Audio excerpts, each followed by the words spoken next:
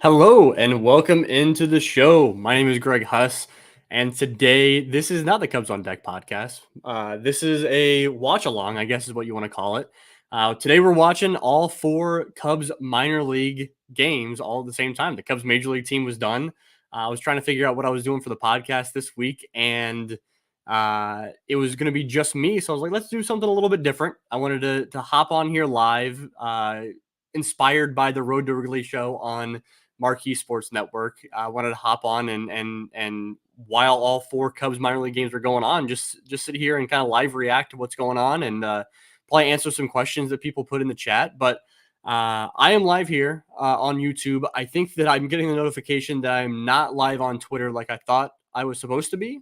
It's telling me that a premium account is needed over at twitter.com in order to do that. We do not have a premium account over at Northside Bound. So we're just on YouTube. That's totally fine. If you guys can hear me all right, you guys that are tuned into YouTube, let me know in the chat if you could. That would be awesome because right now I am streaming four games and I think my Wi-Fi is not loving streaming four games while also going on a live stream. So that's let me know. Make sure I sound all right. I look all right. Everything is good to go. Looks like yes, people can hear me. That is awesome. I appreciate it. Steve and Edward, thanks for commenting and letting me know. Yeah, guys, feel free to hop in the chat throughout this. I don't know how long I'm going to go. It could go 20 minutes. It could go 2 hours. It probably won't go 2 hours, but we'll see how long. We've got four games going on right now. Myrtle Beach started up about an hour ago, so they are already in the fourth inning of their game against the Charleston River Dogs. The South Bend Cubs game just started up with Jackson Wiggins on the bump for the South Bend Cubs. The Iowa Cubs also just started up. Moises Ballesteros is up to bat, and then the Tennessee Smokies started a few minutes prior to that.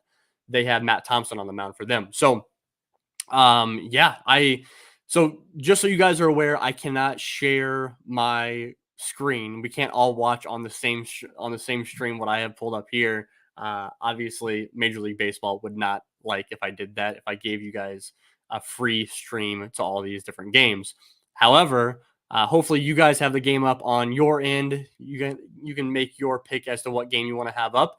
If you choose to follow the Iowa Cubs in their lineup, I don't blame you for a second. If you want to watch Jackson Wiggins do his thing on the bump for South Bend, that's awesome. I'll kind of keep you guys in the loop on what's going on elsewhere throughout the system. If you see me looking off this way, it is because I have all four games on my bigger monitor over here. And so Jackson Wiggins pumping 98 with the fastball for South Bend to the first batter he's facing in the game. That's fun. Man, Jackson Wiggins is just a long and tall guy. Strikes out the first batter he sees on a 3-2 count. 93-mile-an-hour pitch. Maybe a little cutter action from Jackson Wiggins there. Looks a little cutterish from Wiggins. So I think that the weird thing with this stream, like I said, I'll be looking off to the side, so I apologize. I appreciate you guys commenting. Dropping your comments in the YouTube chat. Drop a like if you could. We really appreciate it over there. I'll probably address if you guys have questions about the system as a whole. I'll address those questions as we go along here. Matt Shaw up to bat for the Iowa Cubs. I'll address those questions here. I I think I've got to get used to on the podcast. The whole idea is like that there's constant talking throughout the show. Like there any lags in terms of people talking is never good for podcasting. It's never good audio. But for this, there's probably going to be some times where I'm not talking for the full hour or however long it is, just because I'm taking in some of the action. So this is going to be a little bit different from me. If you guys have any suggestions or any thoughts, give me a shout in the comments. Say, hey, you should do this instead. Let me know. I'm all game. I'm game for it. So Matt Shaw, like I said, Matt Shaw up to bat for Iowa. Brett Bateman is up to bat for the Tennessee Smokies. Jackson Wiggins just got a ground out to second base. So if I'm delayed or further along than you guys, I apologize. But I've got it up live on my computer. Like I said, I think my Wi-Fi in the house is not loving this. So I got a comment from Jake saying, "Yeah, let's hope Cam Smith gets to 5 home runs in a row." Yeah, that's what he's going for tonight, which is crazy. He's homered in 4 straight games. Cam Smith is in fuego. Brett Bateman, like I said, up to bat. The Iowa Cubs already have a runner on third. Miles Mastrobuoni is already on third base. I believe he doubled to lead off the game, and then James Triantos hit him over to third base. Owen Casey up to bat for the Iowa Cubs right now. And then the Myrtle Beach Pelicans, I haven't mentioned them yet. They are in the field right now as well. Kenton Egbert is in Myrtle Beach. Kenton Egbert has no business being in Myrtle Beach anymore. He should be up in South Bend for sure. He's been too good for Myrtle Beach for a hot minute now. Everybody's favorite corner infielder Johnny Long is up to bat for Tennessee, so that's really fun. Got a comment from Nicholas Boyd. South Bend Cubs have kind of had a nasty rotation the last month or so. Wiggins, Sanders, Gray. Drew Gray's really figured it out a little bit, man. He's really figured it out. Iowa Cubs score a run on a wild pitch. So Owen Casey doesn't get an RBI, but the I Cubs score regardless. So that's fun. Yeah, Drew Gray's been really good. I think that Drew Gray kind of took a page out of the Kevin Alcantara playbook, where like they both waited for me to drop them down my prospect rankings a little bit before they started taking off and doing really, really well. So yeah, Drew Gray's been terrific. Jackson Wiggins has been one of the more entertaining arms in the system this year, I'd say. And he gets a ground out to get out of the inning. 1-2-3. Does Jackson Wiggins. That's fun. Johnny Long still up to bat. Owen Casey. Ooh. Looks like he fouled out. Wow. Left fielder goes over into the netting out in left field to take away a foul ball from Owen Casey. So he's out into the inning for the Iowa Cubs. They score one run. We've got still Johnny Long up to bat for Tennessee. The South Bend Cubs are in between innings right now. Ken Egbert still doing his thing on the bump. We got Vandy in the chat, which is fun. We've got 15 of us in the chat, which is fun. That's awesome. Like I said, I wish that this was on Twitter too. I missed something in Myrtle Beach. I think just got picked off. I looked at the screen for 2 seconds. Johnny Long flew out, so now we have all 4 affiliates. We have all 4 affiliates in between innings. Nobody is playing baseball right now. So, yeah, Vandy appreciate it. Egbert got the runner out at second base on a pickoff. They were showing the runner on second base. I didn't see the actual thing happen. Whole lot going on, but I appreciate it. Yeah, so I don't know, man. I guess to catch up on Myrtle Beach, because I said the Myrtle Beach Pelicans, they are going into the top of the. They're going into the top of the 5th inning right now. They are up 3-0, and that came on a triple from Jose Escobar, who Jose Escobar has been the hottest hitter in the entire Cubs farm system over the past, few weeks or so. And he's a guy that kind of Jose Escobar and Ariandes Ramon are 2 guys playing down in Myrtle Beach right now that have really put their name on some radars here recently. They did not make my top 30 prospect list at the midseason portion, and they weren't really the most talked about guys down in Arizona the first half of the year, right? We heard Anderson Suriel, the crazy stuff that he was doing during his time in Arizona. Dernichi Valdez and Angel Cepeda were down there as well. There were a lot of guys performing really well down in Arizona. And yeah, we heard about Ariandes Ramon. We heard about Jose Escobar, but not as much as those other guys. They've both come up and really made a splash in Myrtle Beach. Ariandes Ramon, his first 8 games or so were outrageous. Jose Escobar has been riding this hot streak. I think both guys have pretty legitimate cases to be top 30 prospects in this organization right now, which is fun. Jose Escobar reminds me a lot so far of a younger version of what we saw from Jonathan Perlaza during his time in the Cubs system.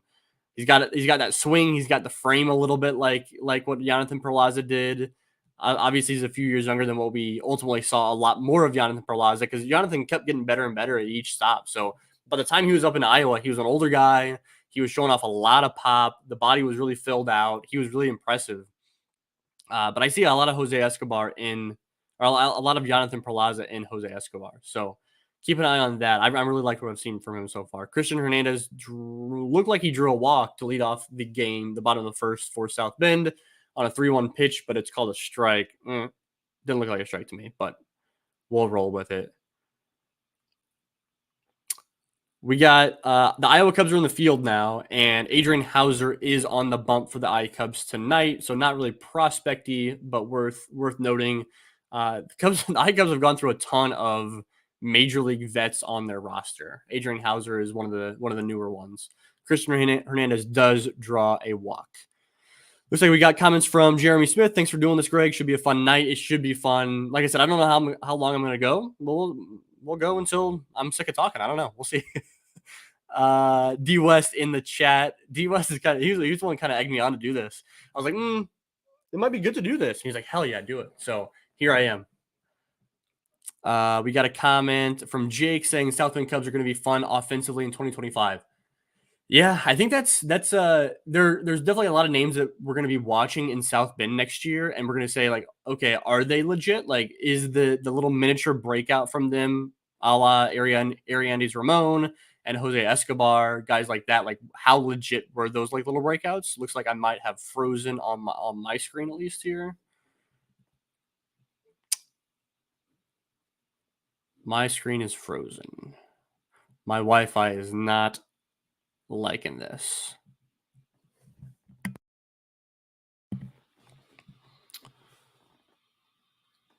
If somebody's watching and can hear me, and if one of my buddies that has my phone number could text me and say, hey, we can still see you or we can't, I'd appreciate it. Because right now, I'm looking awfully frozen. I don't know if I still want to keep talking about the games that's happening or I should pause. Okay. Got a text from Rich. I appreciate you, Rich, that you guys can hear me, but I am frozen. Okay. Well, I think I'm making a hell of a face in my frozen picture, so that's fun. Unfortunately, all the games are also frozen because I'm just taking up a lot of Wi-Fi here. So you guys can keep listening to me talk. Hopefully, I'm not losing too many of you in this process. Like I said, I didn't know how this was gonna go, man. The idea of going live while also live stream or also streaming 4 different games on my Wi-Fi was probably not the wisest decision I've ever seen. This is not as smooth as the Road to Wrigley crew over at Marquee, that's for sure. Uh, I the people that do that over there, like the producers that do that, but also like the folks that host that show between Elise Menaker and Jim Callis, Lance Brazowski do such an amazing job with that Road to Wrigley show. Being able to kind of talk about the players and identify the plays that are big, the plays that are important. Those are always. It's amazing what they do. Really, there's a reason why they've won awards for that show. Okay, well, the longer I go here as being frozen, the less I can actually talk about. I just got a notification on my phone that the Pensacola Blue Wahoos just hit a 2-run home run off of Matt Thompson for Tennessee. So Tennessee now down 2-0. Guys, unfortunately, this ain't looking too good for me. Okay, we're back. I can see myself moving. I can see the games moving on the screen. This is good. I see 9 comments. Okay. Jeremy says I can hear you. The screen is just frozen. Hopefully the screen is no longer frozen. I have the South Bend game back on my screen. I don't know. I gotta say, guys, if that happens a couple more times, I probably got to pull the trigger on this thing. We'll keep get a text from Rich saying I'm thawed out. Appreciate it. Everybody's saying I'm back. I'm back. I'm back. Awesome. Yeah, Steve mentioning that South Bend has the special what was it? What are the special uniforms called? The Divertidos uniforms. Means the cursed goats. I love that. I think it's hilarious. Any comments on PCA the last few games? Well, this is good because I just have South Bend up right now. The other games are still reloading. I can talk about PCA and what he's been doing, man. Brian Smith tweeted something out today about PCA, and it like kind of summed up my thoughts on his breakout like perfectly. Let me go find this tweet from Brian and read it word for word because it's how I feel exactly. He goes, Brian goes, I'll tell you, anyone who follows prospects is wrong a lot more than they're right, whether they like to admit it or not. So when a player like Pete Crow Armstrong begins to be exactly the kind of player you envisioned, it's pretty dang fun. I could not agree more with the way that Brian explained that. The folks like me and Brian and Zumac and Todd and just all the folks in the prospects Discord and everybody that follows the Cubs farm system, anybody that's tuned in here watching this because you're nerdy enough to follow this, you know that we are wrong so much because you just don't ever know what's actually going on with some of these prospects, and to be able to predict some of the breakouts and some of the in results of some of these prospects is a goal that should never be like it's an unattainable goal, I guess is the best way to describe it. So for us to believe in PCA the way that we did, and us to say, hey, like when people saw him last year in his 14 at bats and saw him struggling and said, oh, he sucks now, or him coming up to begin the season and saying, oh, he sucks now. And for us to say, hold on, be patient, like, and for us to kind of see that paying off is just, it's so incredibly fun. It's awesome. It's awesome to see these guys perform in the way that we kind of dreamed they could, because there's in for every PCA proving us right, there are 10 other Chesney Youngs that D West points out that prove us wrong. So yeah. Okay. So I've got South Bend going. They've got a run on the board. I got to refresh some of these other games. So I'm getting ready to pull up Myrtle Beach again, and then Iowa and Tennessee. PCA's ceiling is very high. Yeah. Yeah. I mean, I think his floor is very high. I think his ceiling is also very high. His floor is Gold Glove defender that picks up a few wins a year on the old WAR metrics. And then his ceiling is he does that, but he also hits at an all-star level. So, yeah. All right. What else we got here? Rich comments that Brennan Davis hit a 3-run bomb today in the ACL. BJ Murray played the field too. Wow, I did not see that. I don't know, Rich. I'm not sure if you posted that online or what. I missed that entirely. That Brennan went yard. That is so much fun. I'd imagine that. I don't know. I don't know what his rehab looks like. I don't know all that good stuff. But I'd imagine that the Cubs would love to get him back up in Iowa to end this season. I don't know, man. If he wants to screw around and get a cup of coffee up in Chicago, I wouldn't mind that either. But yeah, no, Brennan hitting the home run is amazing. Steve Monk, if PCA hits 260, he's an all star. Yeah. Well, I'm curious about that because like I think that so much of all stars like getting like fan vote, and fan vote a lot of the time is like based around the idea that guys are like performing offensively, and they don't really care about their defense nearly as much.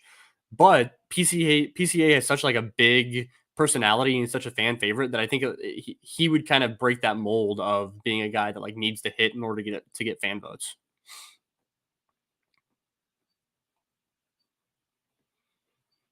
Yeah, Brendan Miller also had a great throw on PCA. PC Christian says PCA has shown more power than I thought he has. The pull side power has always been there for Pete. Like I think he generates that pull side power better than you better than he looks like he would. I guess the best way to describe it. All right, let's see what we got here. Trying to refresh some of these other feeds. Ed Howard is up to bat for South Bend right now.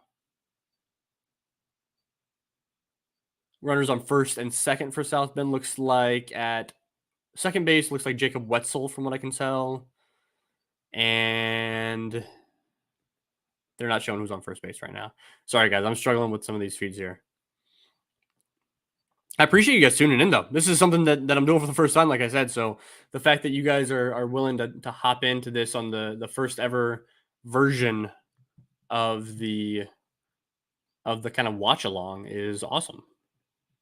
Still trying to get Myrtle Beach booted up here. Myrtle Beach is coming. Ed Howard hits a slow dribbler to shortstop and he beats out the throw to load the bases for South Bend. I'm getting notifications. Iowa is now down 2-1. Ryan Valet for Toledo just hit a single to score a run. Rich posting that Ben Johnson also made his pro debut in the ACL bridge game today. That is a draft pick from this year that I know a lot of us are really excited about. So fun to see Ben Johnson getting some work in. I'm really glad that Rich, you're down there to take in all the action. All right, up to bat now for South Bend is Jordan Wogu with the bases loaded. Jordan's been pretty damn good over the past I don't know, month or so. I'd have to look at the numbers. The stance looks a whole lot different. It looks more comfortable. Obviously, he's way too old to be in South Bend, but like just to see some sort of production from Jordan Wogu is fun. It's fun to see. He's down 0-2 with the bases loaded and 2 outs right now for South Bend. Also got a comment from D West saying, "How's Ed Howard looking?" I mean, compared to what? Like I think he looks fine. He looks better than he's looked the past couple of years. He doesn't look as good as he looked in that one hot stretch for what was that, May or so. Doesn't look as good as he did then, but I'll take that.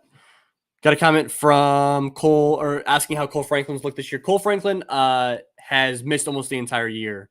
He ended up starting in Double-A Tennessee and then got the call up to Iowa, and I believe it was his first start of the year in Iowa in his Triple-A debut. He went down with an injury and he was placed on the 60-day IL, and he's been there ever since. So Cole Franklin, I was really excited to see what we would get from Cole Franklin this year. Unfortunately, we just did not get to see it because of injuries. He's had a wild career up to this point. Iowa now down 3-1 on a wild pitch from Adrian Hauser. Let me see if I can get something pulled up without Wi-Fi on my phone while I'm waiting for some of these other games. I'm just not able to get... Guys, what game should I pull up on my phone and talk about? I've got South Bend up on the screen. Let's go iCubs. I'd like to watch Jackson Wiggins throw on the screen. I'll pull up iCubs so I can watch that lineup. I think that'd be good. Do I think Jefferson Rojas will start next year as a Smoky? That's a good question. I think that I would bet no. Right now he's injured. I know that Todd Johnson reported that I saw him mentioning some comments on some replies on Twitter saying that we might not see Jefferson Rojas the rest of the season in South Bend. So I think a return to South Bend next year to just begin the year wouldn't be surprising. I guess my point is I'd be more surprised if he got assigned to Tennessee out the gate than South Bend. But so I'd bet on South Bend, but I don't think it'd be crazy to see him in Double-A Tennessee. Well, I guess next year it'll be Double-A Knoxville. Playing for the Knoxville Smokies in 2025. Jake says I agree. Rojas needs to work on his defense. Yeah, I mean, I think that ultimately he's not a shortstop long term. Nothing has stood out to me as being like, oh, like he is really bad at shortstop defensively. But I'm always the first to admit, like tracking defense. Like I watch a ton of these games, and I still don't know defense on some of these guys. Like you have to watch an absurd amount of minor league baseball to have a good idea of what these guys' defense looks like. That's why it's such a struggle to talk about Moises Ballesteros or Matt Shaw. Jackson Wiggins strikes out a batter with an 86 mile an hour pitch. I looked away for 2 seconds. Looks like it's a changeup. I think it's a changeup from him, which makes sense. It was on a lefty hitter. Jackson Wiggins now through 4 batters, looking pretty damn good over there. Yeah, so I guess with Rojas, yeah, I don't know, man. I haven't seen anything with his defense that's made me say, oh, like he's not good. I also haven't seen anything that makes me think he's Luis Vasquez, So I think it's probably fine right now. He probably doesn't end up at shortstop, but I don't think that is what we should expect. Probably second base or third base is more likely. If Amaya finishes strong, would the Cubs pass on trying to upgrade a catcher?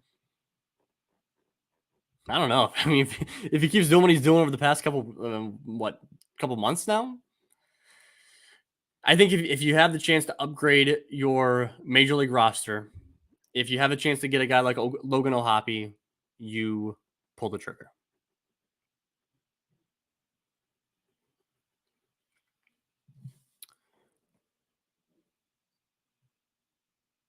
I do have a question about Randy Talks Cubs, who had been a guest on his show on YouTube, once or twice, asking any idea what's up with Randy. I don't know. I haven't heard from Randy recently, so I'm not sure what's going on with that.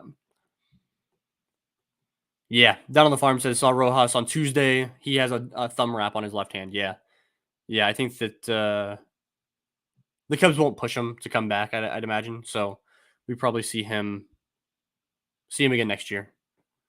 I'm kind of curious. I think that this is probably a topic on our next Cubs on Deck podcast. I'm kind of curious about who the Cubs send to the Arizona Fall League. By the time we record the next episode, I think it'll be me and Brian next episode next week. Oh, I think it's Ariel Armas behind the plate for South Bend and tried throwing out a runner at second base. The guy looked out to me, but umpire calls him safe. Yeah, he's probably safe. He's probably safe. That's fair. Good throw from behind the plate, though. That was really good. Jackson Wiggins working with a 2-0 count. Runner on second base. 1 out. I've got Iowa pulled up. The 2 games I do not have pulled up right now are Tennessee and Myrtle Beach. All right, yeah. So the Arizona Fall League talk. I think that by the time we record next week, they might have announcements. I don't know. We're kind of waiting to see when the announcements roll in for the Arizona Fall League. So when we talk on the next podcast, we might be talking about the assignments for the Arizona Fall League. We might also be talking about who we predict would be in the Fall League. And either way, it's going to be an exciting episode. But yeah, I'm curious. The Cubs have gone. The Cubs used to go the route of assigning a player to the Arizona Fall League based on like, okay, he's Rule 5 eligible or he's minor league free agency eligible after the season. And it's kind of a situation where will they add him to the 40-man roster? It's kind of a predictor of will a guy get added to the 40-man roster or not. And they have still done that from time to time. Like I think last year, a couple of years ago, we saw Adam Lasky assigned. We saw, I think, Sheldon Reed assigned. And both those guys ended up being not protected in the AAA phase of the Rule 5 draft. They ended up getting popped. I think what was it? Sheldon Reed to the Minnesota Twins and Adam Lasky to the Diamondbacks, I believe. And so we still see that from time to time. We've also seen the Cubs more recently kind of use the Arizona Fall League as an opportunity for pitchers and hitters to log more innings or more at bats when they miss time during the regular season to injuries. So that's worth keeping an eye on for sure. D West says maybe Matt Shaw, Moises Ballesteros, and Owen Casey to the AFL. I would guess not on any of those guys. Those are some high profile dudes, and like the Arizona Fall League does have a lot of high profile players there, but like I think that would like all 3 of those guys are a call away from Chicago. And I think the Cubs have trended younger in recent years. Owen Casey's already been to the Arizona Fall League, and they've trended younger in recent years. So I'm guessing not on those 3 dudes, but like it would be fun because it'd be pretty telling on how much they believe in those guys for different reasons. Jackson Wiggins now working with a runner on first and third. I am not live on this. Let me bump forward on this. Yep, still first and third, full count, 1 out for Jackson Wiggins in the top of the second inning. And on the Iowa Cubs game, which is the other game I have pulled up, Jackson Wiggins gets a foul ball, still a full count. Looks like Matt Mervis is up to bat, and he strikes out for the Iowa Cubs. Good to see Matt Mervis back in the lineup for the Iowa Cubs. I know that he was injured and spent some time down in the Arizona Complex League. Rich got to see some MASH down there, but good to see him back. Hopefully performing well over these last few weeks of the season. Got a question from Jake about Brandon Birdsell. Will he be trade bait the way he's been pitching this year? No, I'd be shocked. I think that like the value that Brandon Birdsell has right now is unbelievable in terms of MLB depth. Right, like he's not Rule 5 eligible, or he doesn't need to be added to the 40-man roster until after next year or the year after next. Like he was just drafted in 2022, so it'd be, I guess, the year after next that he'd be eligible to be added to the 40-man roster. Like that is valuable. Like that's more valuable than a team would view him. Like I don't see the Cubs trading Brandon Birdsell. He starts off next year in the AAA rotation, and when the Cubs don't have a 40-man roster crunch or desperately need a starting pitcher that's off the 40-man roster to eat some innings in Chicago, Brandon Birdsell can be that guy. In the meantime, he can be off the 40-man roster, still in AAA, eating innings, being there, prepared, ready to get called up to Chicago if need be, And once he's out of the 40-man roster, then he can play that up and down game for a while. And I think that's really, really valuable. So I don't think, I think that if the Cubs traded Brandon Birdsell, they would not be getting the value that he brings to this team. Not because Brandon Birdsell's a number 2 in Chicago for years to come, like a Justin Steele or a Shota Imanaga type guy. Like he's not a 1 or 2 in a Chicago rotation. However, he brings a lot of value in a lot of other ways that I don't think you should trade away a guy like that. Yeah, Vandy said it would be really nice for Brody McCullough to come back and get some innings in the Arizona Fall League. That is, I don't know what's up with McCullough with his injury situation, but like that would be super ideal. I would love for Brody McCullough to come back and once again be talked about in the way that we're talking about Brandon Birdsell and Connor Noland in that same draft class. Jackson Wiggins struggling a little bit here, pumping 97 with the fastball. It's a run has now come in. It's a runner on first and third, 1-0 count, 1 out. Jackson Wiggins still on the bump. The pitch count's getting up there this inning. I worry about him hitting a pitch count for 1 inning. We know the Cubs typically don't let guys go more than 35 innings or 35 pitches in an inning. So that's worth keeping an eye on. He's down 2-0 on the batter now. Iowa Cubs are in a commercial break. What else we got here? I'm going to try to re-pull up Tennessee and Myrtle Beach, see what I can do. All right.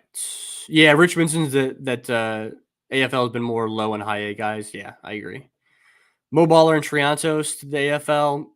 I think they kind of fit in the same category as Owen Casey and Matt Shaw. I'd be surprised. I think they're just too high up at this point. They're too close to the majors. What else have I missed here in the comments? Keep sending the comments, and I appreciate it, guys. This is awesome. I do have Myrtle Beach pulled back up, which is awesome. Looks like the Pelicans. Oh, and I got Tennessee pulled up. Look at this. Back to 4 games, guys. Back to 4 games, just as Myrtle Beach is walking off the field. Jackson Wiggins walks another batter. Bases loaded, 1 out. As good as Jackson Wiggins looked in that first inning, the command has escaped him badly here in the second. Iowa Cubs back in the field. Adrian Hauser back on the mound.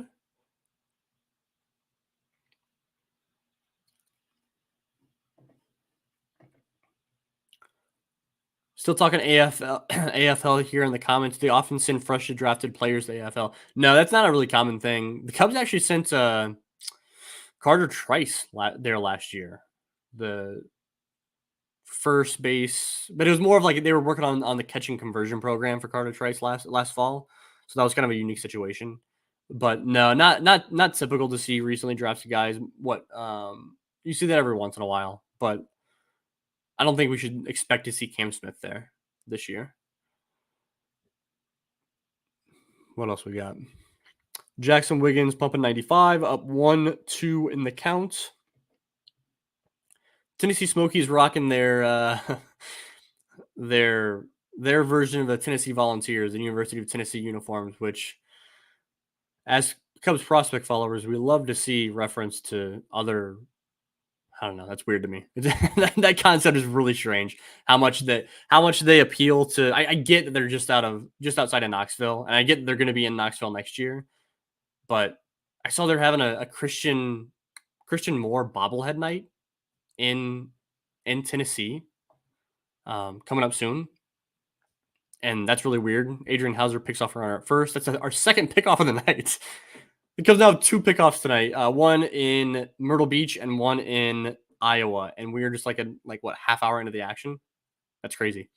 Jackson Wiggins got a pop out, by the way, to Ed Howard at shortstop. He is now down 2-0 with 2 outs. Still pumping 95 on the gun.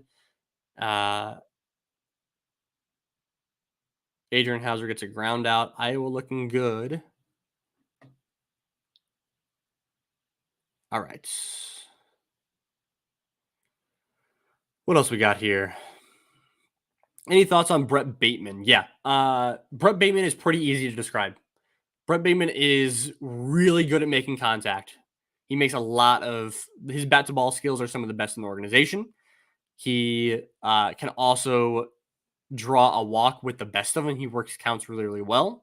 He also plays really good defense in center field. The arm is not super strong, but the defense is really good. he doesn't have a lick of power. He has zero power, and not just like he doesn't have over the fence power. Jackson Wiggins, uh, high fastball pops out of the catcher's glove and goes straight up into the air. It looked like it was going to the backstop. It is not. 3-1 counts, 2 outs. Let's see if he can get out of this. It's gonna be super fun. I'll get back to Brett Bateman here in a second.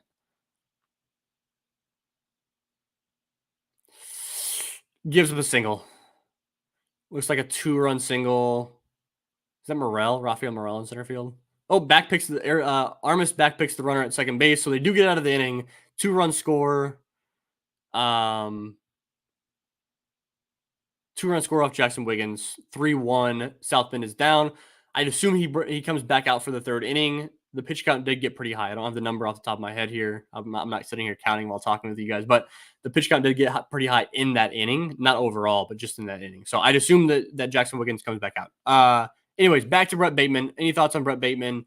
Yeah, he not only does he not have over the fence power, like he doesn't really have gap to gap power. Like all the doubles that he's getting is because he like is fast and is hustling down the line and getting to second base. He just doesn't.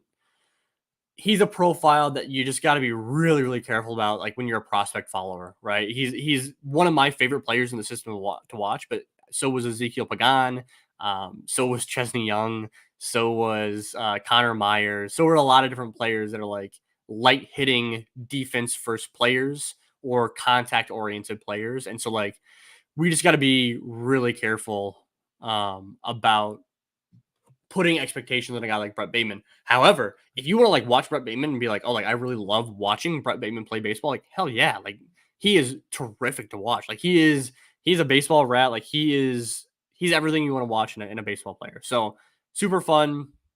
He's up in double A now. He did tremendous in high A in South Bend, but this is where he's going to get his first taste of struggles, right? Like that's where we saw Ezekiel Pagan get some struggles. Typically with a guy with his profile, it's like you see it up in Triple A, especially where they really start to struggle. And what Brett Bateman has to his advantage that guys like Ezekiel Pagan and Darius Hill recently did not have, as Iowa goes down 4-1 on a double down the left field line off Adrian Hauser.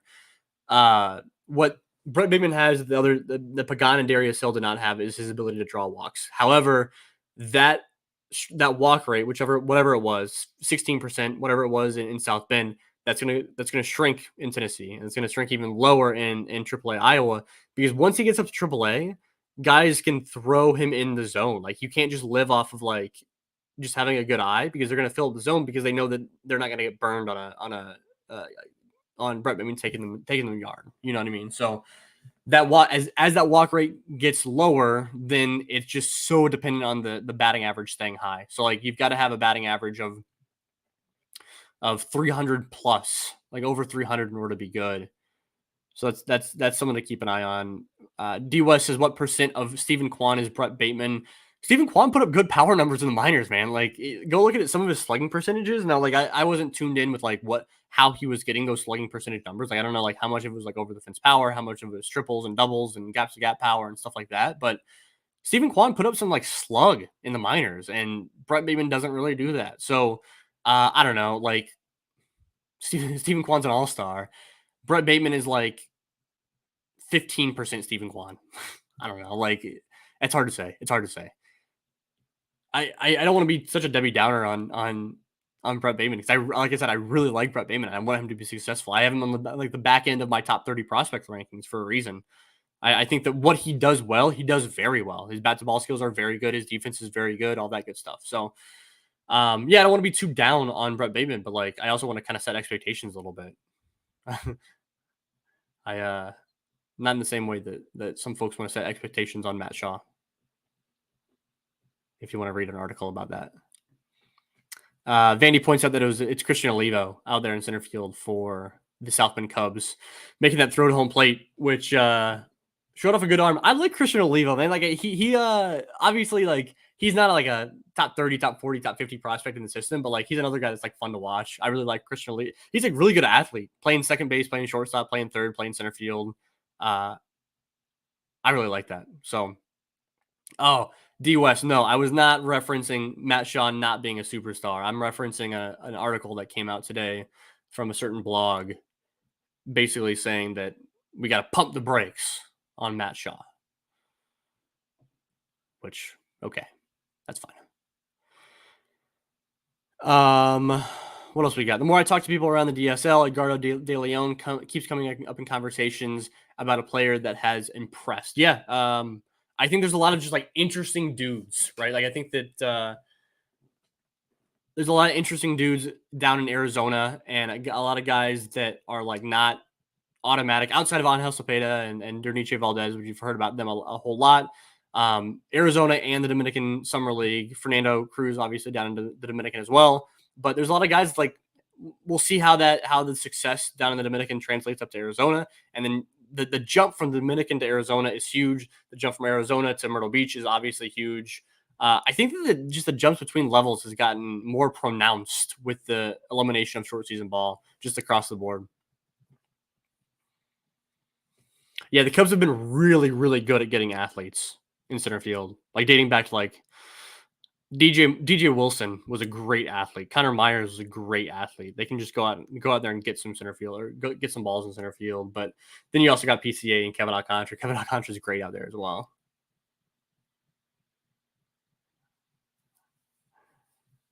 Okay, so updating you on what's going on. I once again lost Tennessee and I lost Myrtle Beach. South Bend is up on my screen. Iowa is up on my screen. South Bend's got one out in the bottom of the second. The iCubs have one out in the bottom or in the top of the third, and they're up to bat. Let's see what's coming up for Iowa. We just saw a ground out.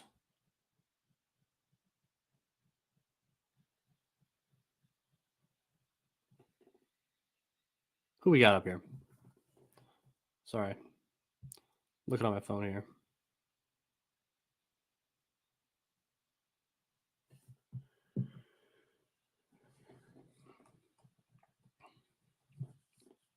Rich, I appreciate you helping out here. That was much needed when I was lost on the screen.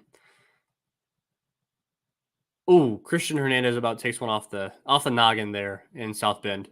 He's back up to bat. 79-mile-an-hour slider that did not slide all that much from the pitcher. South Bend on marquee tonight? I think they are. Maybe. One of these teams has got to be on marquee, right? All right, I'm going to go ahead and exit out of my Tennessee and Myrtle Beach screens. I'm going to make South Bend full screen mode here. Yeah, I think they are on marquee. Which you guys see that that BK and Max broadcast the game on, what was it, on Thursday night on marquee from the rooftops, which is awesome. Owen Ayers, 2 doubles tonight. My sleeper prospect from the draft. Talk about an athlete, dude. Owen Ayers is a really good athlete behind the plate. I like him a lot. I late round, was he 19th or 20th round draft pick? Yeah, Owen Ayers, I like him a lot. I didn't have much expectations, so I think that like everything he's doing right now is even more fun considering I didn't have those expectations. But yeah, fun prospect for sure. Christian Hernandez draws another walk, 18th round. Thank you, Todd, on the Owen Ayers draft pick. Yeah, appreciate that. Or wait, 19th round. Wait, 18th round or 19th round? I think it's 19th, right? I think Owen Ayers is a 19th round pick. All right, guys. I'm sitting here, so I'm not planning on doing a podcast this week. Andy Garriola's up to bat for the South Bend Cubs. Not planning on doing a podcast this week. Can confirm 19th round draft pick. Thanks, Todd. Because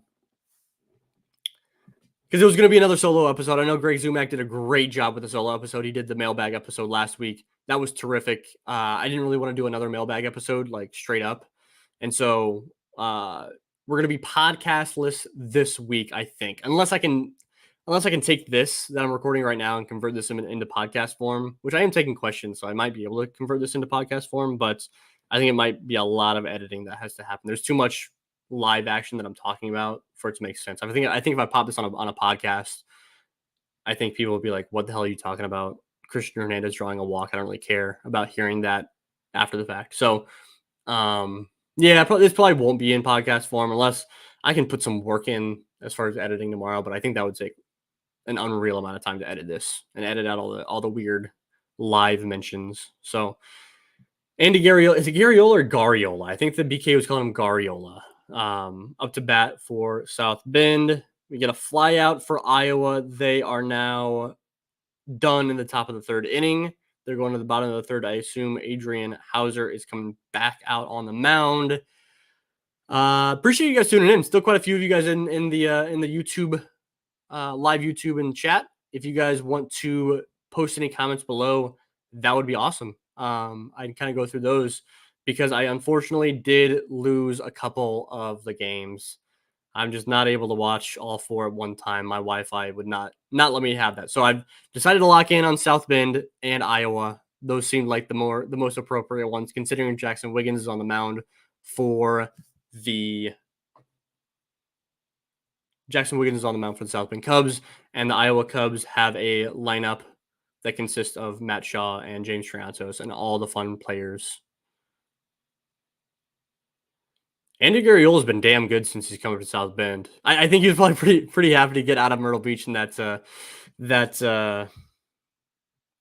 crazy tough ballpark to hit in. So him coming up in the dead of summer up in South Bend is great for his power. We saw him go off the batter's eye in center field the other day. It was like over 400 feet for South Bend. I wonder how delayed I am. Am I delayed at all, guys? When I'm mentioning like Andy Garriola sitting with a 3-2 count, 2 outs, runner on second base is Christian Hernandez. The Iowa Cubs game is in a in between innings. Oh, good question, Todd. Does Andy Garriola go up to Tennessee to help in the playoffs? Man, Andy Garriola hits the ball hard. I don't know. I don't know what.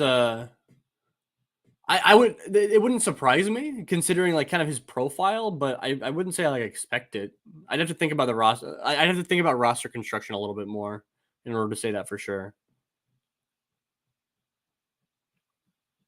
Garriola strikes out on a 3-2 count with runner on second base and 2 outs. So they go to the break. Adrian Hauser is back out on the bump for the Iowa Cubs.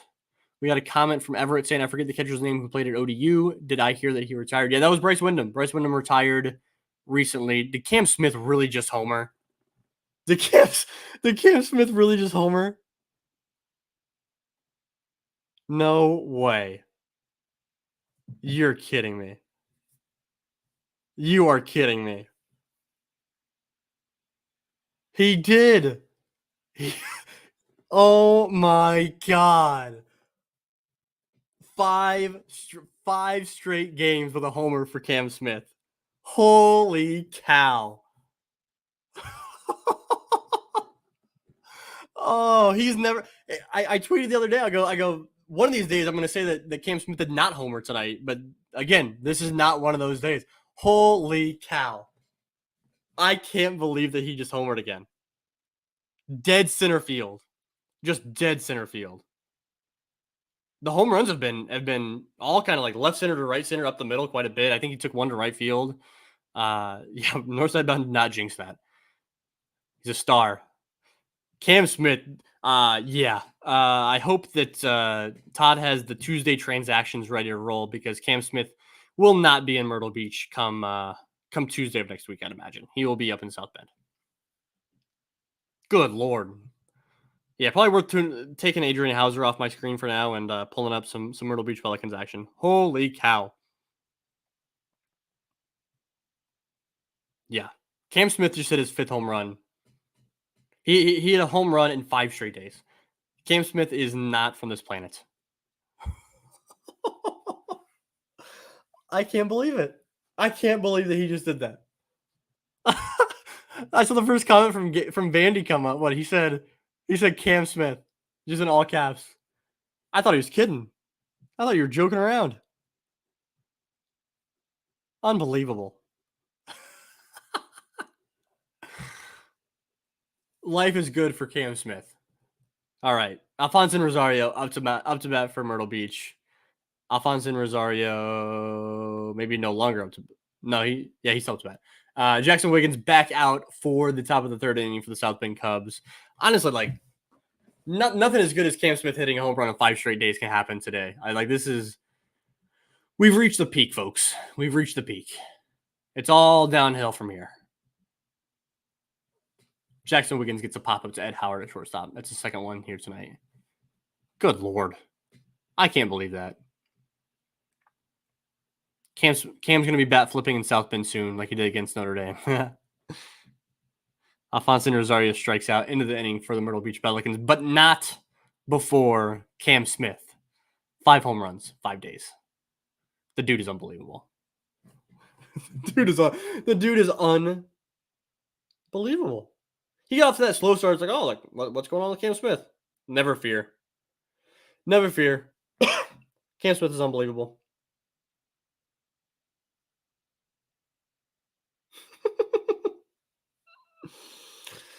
All right.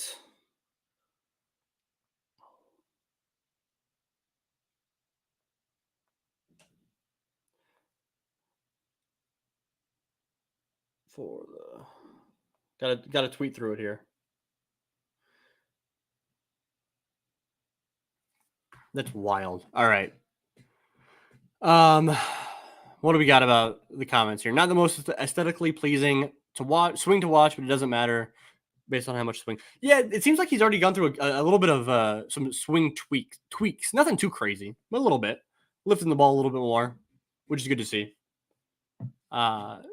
He'll go through more changes this offseason, I'm sure. But yeah, he's definitely got the juice.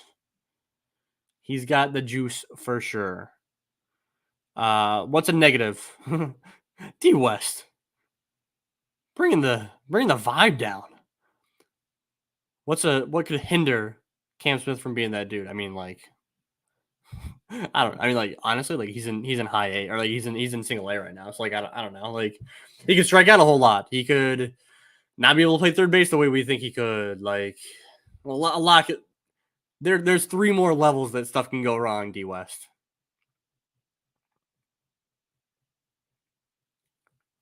Yeah, calm down his stance a little bit. The hands a little bit. Maybe raise the hands a tad. They were pretty damn low when he first started. Jackson Wiggins gives up a 2-out single up the middle on a 97-mile-an-hour fastball. Let's see what else we got here. Let's pull up. Are the Iowa Cubs back back at bat? They are, and it looks like Moises Ballesteros is up to bat. Let's pull that one up. I got phone for one game. That's alternating between Myrtle Beach and Iowa. Sorry, Tennessee, you're not getting a whole lot of love. But back and forth between Iowa and Myrtle Beach on one, and then I got South Bend up on the other screen. Jackson Wiggins still doing his thing. I love it. All right, what do we got here? Mo Baller. Now my phone's crapping out. Guys. There we go. Moises Ballesteros up to bat for the Iowa Cubs.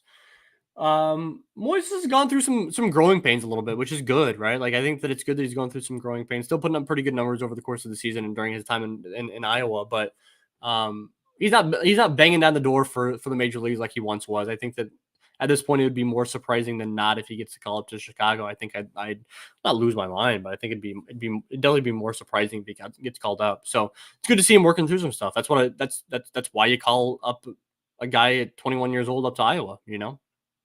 Jackson Wiggins just hit 99 on the gun. 99 MPH. I'm not listening to what BK has the call, but I guarantee that's what he just said. 99 MPH on the gun for Jackson Wiggins. Stolen base, that's fine. Moises Ballesteros, 2-2 counts. Strikes out. Change up.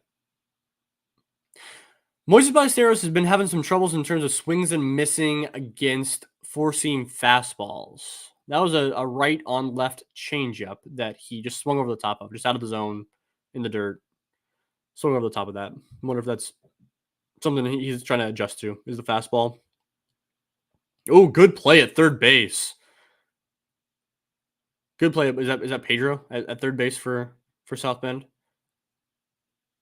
I know these guys by their stances, not by them in the field. I really struggle. Like when I see the guy's stance, I'm like, oh, I know that's Pedro Ramirez or whatever. when they're in the field and guys like Pedro that play a couple different positions, Christian Olivo that plays a few different positions, I struggle. Ooh. Matt Shaw giving one a ride to right center field. Flies out to right. Shocker. Matt Shaw going to right center field. Flies up almost to the warning track, does Matt Shaw. But the dude has some opposite field juice, man. He has some serious opposite field juice, does Matt Shaw. That's fun. Yeah, no, I was just saying I don't recognize these guys in the field as much as I do at the plate. Owen Casey up to bat for Iowa, South Bend in between innings. Owen Casey facing a righty with a good changeup, so that's worth keeping an eye on. That's always worried me a little bit with Owen Casey is the changeups riding out down and out of the zone has always worried me a little bit from Owen Casey. I don't have numbers on it as far as like his chase and his whiff on that pitch, but just the eye test has told me I've been a little worried. Down 0-2, fastball high up and out of the zone, swings through that one. Still got 20 of you guys joining me. I appreciate you guys tuning in for this. I appreciate if you guys left a like below on the YouTube video. That would go a long way. We really appreciate it. The channel's been growing a little bit here and there over the course of the season, and we're inching closer and closer to 1,000 subscribers, which we really appreciate over there. That's been kind of my little passion project over at Northside Bound. So can't thank you guys enough for tuning in and checking out the podcast over on that platform and these little videos. I've kind of cooled it a little bit on some of the videos, but hopefully this off season I'll do some more prospect profiles. I think that'll be fun. I appreciate you liking that, Everett. Means a ton. All right. We got up to bat we still got Owen Casey up to bat for the Iowa Cubs.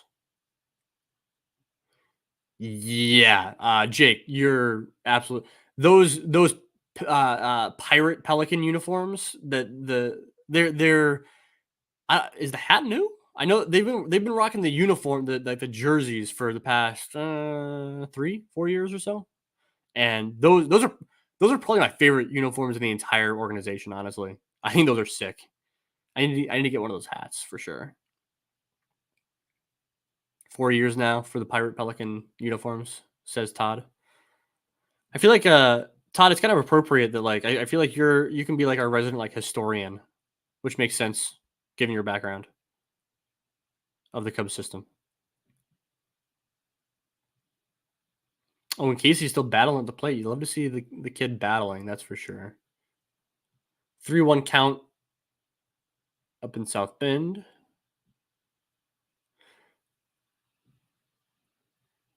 I know you're a historian, Todd.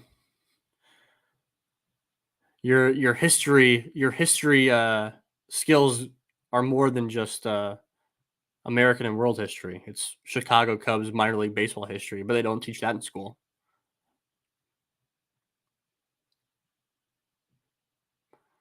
All right. My dynasty fantasy team is the Myrtle Beach Pelicans, and I use the pirate logo. Hell yeah, you do, D West. That's awesome. I love that. All right, Owen Casey punches out. Let me see if it was swinging or looking. Owen Casey punches out, swinging, change up, swinging through change up. Keep an eye on that, guys. That's worth keeping an eye on for sure. All right. As Adrian Hauser goes back out on the mound for the Iowa Cubs after this half inning, I'm going to switch back over to Myrtle Beach, see what's going on over there. Looks like Sam Thoresen is on the mound for the Myrtle Beach Pelicans. I am going to need to drop off in 10, 15 minutes or so. My phone battery is now, I was not planning on using my phone, and my phone battery is struggling a little bit. So what else we got? What's going on in Tennessee? We got Brian Calmer up to bat for the South Bend Cubs, runner on first base, nobody out.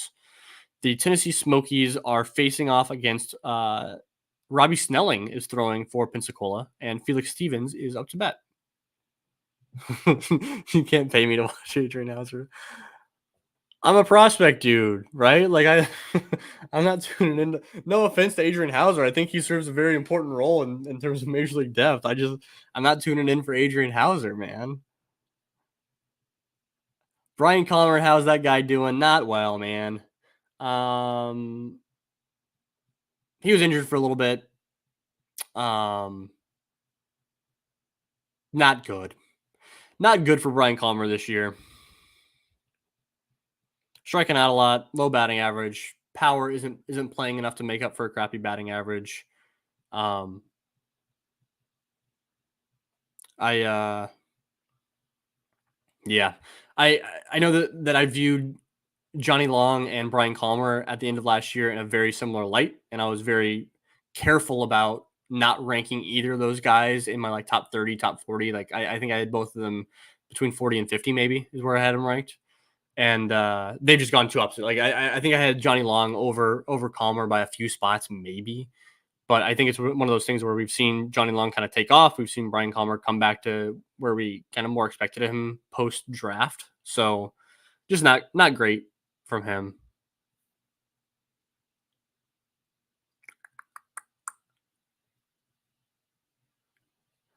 Johnny Long is legit. Because I think we need to make a decision because I've seen both. Is it Johnny Long with an H or is it not? Is it Jonny or is it Johnnny? Or it could be like former Cubs prospect Johnny Pareda, Jhonny.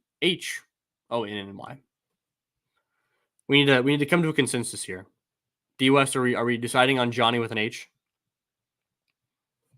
Because we're definitely going with John. Like it's Johnny, not Jonathan. And I talked with Sam Wiederhaft, and he was like, "Yeah." He goes. Johnny's all about being called Johnny Long. He's all about it.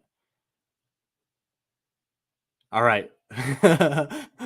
we got Todd saying there's no H, but fair assessment. Johnny without an H is for Johnny Lester. That's I respect that a little bit. Felix Stevens up to bat for Tennessee, grounds out to shortstop. Todd mentions that Mo Baller just picked off a guy at first base, which is awesome. Me and Vandy's comments about not watching Adrian Hauser has not paid off for us as we're missing some Moises Ballesteros defense. Oh well. Tennessee out of that inning. They're going to the next half to take the mound again. Let's go back to let's see what's going on in Myrtle Beach. Jose Escobar looks to be at the plate. That's appointment television for sure. The next coming of Jonathan Perlaza is coming up to bat. All right, Ed Howard up to bat for South Bend. Fights off a fastball. Fights it off back to the screen. D West says Mo's kind of looking like a catcher. Did you or Brad tweet about his good looking reps this week? Brad posted a really good video of his work behind the plate in terms of blocking pitches. Yesterday? Was it Saturday or Friday's game? I think it was either Thursday or Friday's game. And yeah, he looked good. He looked good as far as blocking some of those pitches. I think that by thinking with Moises Ballesteros defensively, like we should expect first base DH, and if we get any catching from him, like it's just like icing on the cake. It's just like it's a little bit extra. It's something we can get excited about. We should be pleasantly surprised with some defense behind the plate, and we shouldn't expect. I think if we're putting expectations of defense behind the plate for Moises Ballesteros, then we're only setting ourselves up to be disappointed. Not that he's not going to be a catcher. It's just like we should just look at it as like a bonus, right? Like he's a really good hitter. Let him be a really good hitter, and then see what he can be behind the plate. Jose Escobar pops out to the shortstop or the third base. I think it's the third baseman over there. Yeah, D West, he's so young. I just feel like he has so much room for growth. I agree with that. That's fair.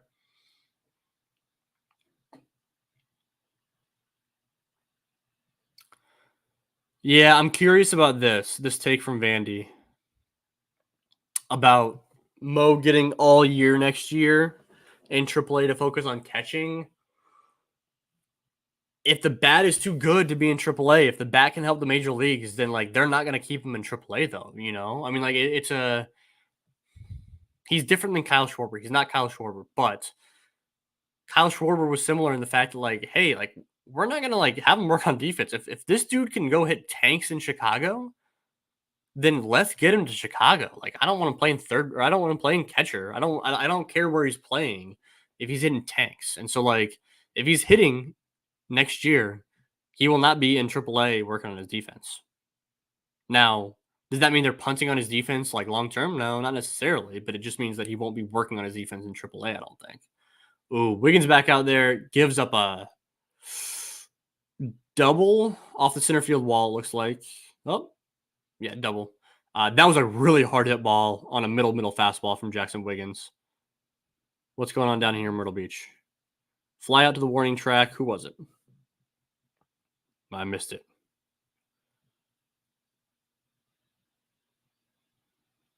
It is raining hard in Myrtle Beach. I'm shocked. They've had such they've had such bad luck with weather. Oh man. Yeah, here you go, Steve. Yeah, bad luck. All right, guys, is Iowa back hitting? Or is our favorite player, Adrian Hauser, still on the mound? Yes. Iowa back to the dish. James Triantos down 0-2. Jackson Wiggins up 0-1. D West all too familiar with the South Carolina rain. James Triantos single up the middle. The only way James Triantos knows how. A little top spin ground ball through the middle. That's some.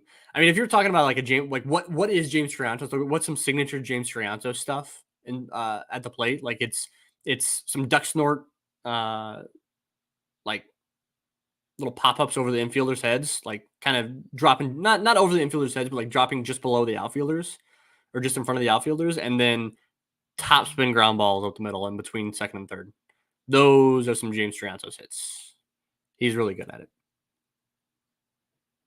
Not sure about Cam Smith's home run if it went over the batter's eye. I know he's a stud. I know he's a stud. Jackson Wiggins, 0-2 slider. That's weird. 0-2 slider. Catcher comes out to talk to him. Pitches out of the zone. James Triantos moves up to second base down in Iowa. What else we got here? Yeah. Yeah, Cubs moved away from Daytona when they were the Daytona Cubs to Myrtle Beach to get fewer rain issues. And like, yeah, this seems unique to this year, the amount of rain issues they've had. Yeah, I hope that Tennessee gets some better cameras. I'm really curious to see what looks different with the Knoxville Smokies compared to the Tennessee Smokies.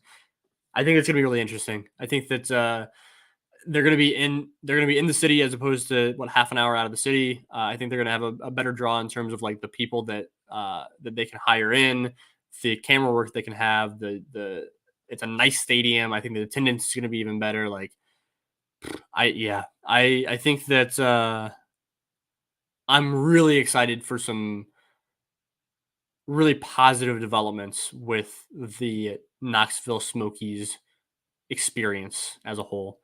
Real jam shot, 97 miles an hour on the hands from Jackson Wiggins to the batter. His hands are still stinging. You can see it. Oh, oh man, that I can feel that through the screen. All right, what else we got here, guys? Matt Mervis up to the plate for Iowa. Matt Mervis no longer up to the plate for Iowa because he strikes out on a foul tip. That's fine. Trace Thompson up to bat for Iowa.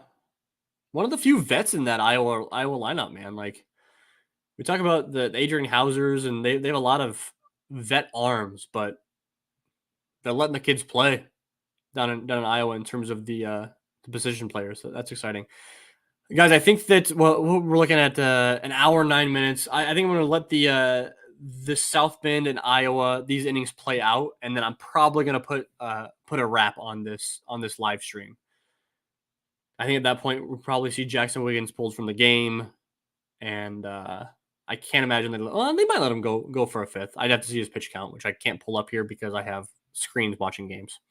Yeah, I think what is Myrtle's in a delay right now, so no Myrtle, no more Jackson Wiggins. I think those might be enough to pull the plug on this once these innings conclude. Jackson Wiggins, ground ball up the middle. Ed Howard is playing in because there's a runner on third base. Dove, knocked the ball down. Really good jump off the bat to knock that ball down, but then kind of got his glove tied up underneath him, underneath his body. So he kind of kicked it. No out at home, no out at first. Trace Thompson reaches on the bloopiest of all bloop singles. That is it for Jackson Wiggins. 4 innings, 4 runs, responsible for the run on first base, 1 out, and they're bringing in a reliever. Wiggins at 77 pitches. Yeah. It felt like that was coming. I don't think that outing was bad from Jackson Wiggins. I think the command wasn't there. I think the stuff looked good. I think the slider looked decent. Only a few changeups, but the changeup looked fine. The fastball, I thought the fastball looked good. The command just wasn't really there. It wasn't. I wouldn't call that awful outing. I know he gave up 4 runs. That's not good. I don't think it was an awful outing from him. Definitely not his best. Definitely not on his Mount Rushmore of outings for this year. That's for sure. But no, I mean he's going to go through some clunkers like that. In now for South Bend is Nico Zeglin, who has been one of the best pitchers in the Cubs system this year, which is crazy. Nico Zeglin, man. Go check out what Sam Wiederaft had to say about Nico Zeglin on the Cubs on Deck podcast recently. It was great. Darius Hill up to bat for Iowa. We'll let these innings play out. Yeah, I think that Jackson Wiggins still has a lot of growth. Yeah, I mean, I think that was kind of expected when the Cubs drafted him. He was not even close to a finished product. I think that he, in the way that like Cade Horton wasn't really a finished product, but like his talent made him closer to being like called up quicker. Jackson Wiggins isn't. He's not Cade Horton, but like in the way that Cade Horton was pretty raw. I think Jackson Wiggins is also pretty raw. Like I think like there's a lot more high schooler in him than college established like SEC pitcher for Jackson Wiggins. So yeah, I think that he still has some growth. But I mean, both like in the way that he pitches and his command, but also like physically too. He's got some room to build out a little bit, add some more muscle, especially the bottom half. Not quite as much as like Will Sanders does, but I think he still has some growth for sure. Got a comment. Watching the Smokies broadcast do the 999 challenge was hilarious. I saw them post that they were going to do that. Did they do that? Did they do the 999 challenge? Was 9 hot dogs, 9 beers, 9 innings? Did Mick Gillespie drink 9 beers on the broadcast? What? There's no way, right? That's wild. Got a Pat McAfee out here. Did they make it? Did they get through 9 hot dogs, 9 beers? I can't believe that Mick did that. Mick made it to the 5th. Oh man, I gotta go back. What day was that? What day did they do that? I gotta go back and watch that broadcast. I missed that one. All right. Looks like that might be it from the Toledo pitcher. Nico Zeglin, like I said, on in the 4th inning for the South Bend Cubs. Yeah, I got to go check out this 999 challenge. I can't believe they did that. Sounded like Harry Carey by the 9th inning. Oh man, that's wild. All right, guys. With Nico Zeglin in the game, with the Toledo Mud Hens making a pitching change, I think I'm going to call it quits here. I can't thank you guys enough for tuning in. This was awesome. I've had a blast here doing this. I think I might try to do this again. Hopefully, I got to get a better setup where I can watch all 4 games at the same time. Honestly, like, again, shout out to the Road to Wrigley crew. What they do is unbelievable. The fact that they can keep track of all 4 games and talk about all these players and stuff. It is not easy. It is not easy doing this. So thank you guys so much for tuning in. Appreciate it. I appreciate you guys showing support, you staying in the chat through all the chaos of everything. And in the meantime, check me out on Twitter at Out of the Vines. Check out the podcast. Like I said, I don't know that this is going to be in podcast form, but go check out what Zumac had to say last week on the show. Go check out every other episode. We'll be back in a week or so with a new episode. Probably, like I said, probably Brian and probably myself. And then we're probably going to be talking Arizona Fall League in some capacity, I'd imagine. So thank you guys so much. And we will talk to you guys in about a week or so. Take care.